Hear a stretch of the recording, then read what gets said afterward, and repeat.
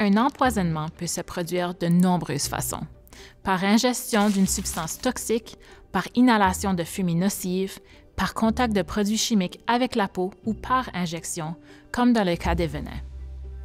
Des produits ménagers, des médicaments, de l'alcool, des gaz comme le monoxyde de carbone, même des objets comme des timbres médicaux que les enfants confondent parfois avec des autocollants, peuvent être dangereux s'ils ne sont pas utilisés correctement.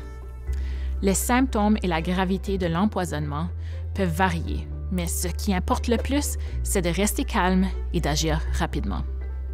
Si vous pensez qu'une personne a été empoisonnée, arrêtez-vous et évaluez la situation.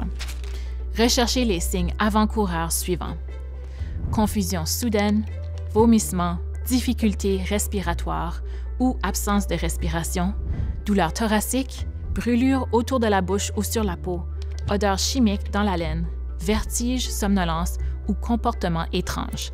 Convulsion, parfois les signes sont subtils et d'autres fois ils sont immédiats et graves.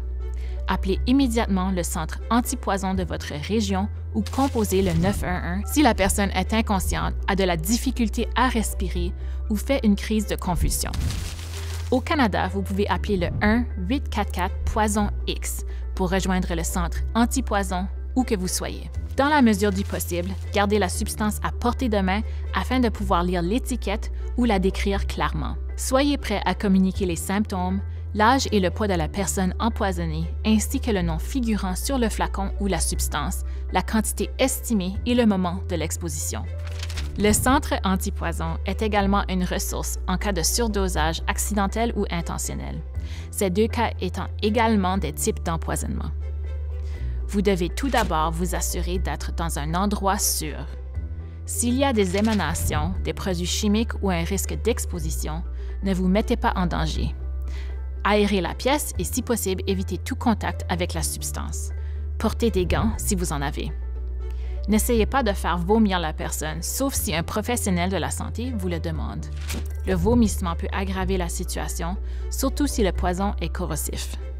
Ne donnez rien à manger ou à boire à la personne, y compris de l'eau ou du lait, sauf si le centre antipoison vous le conseille. Selon la substance, ces liquides peuvent parfois aggraver la situation.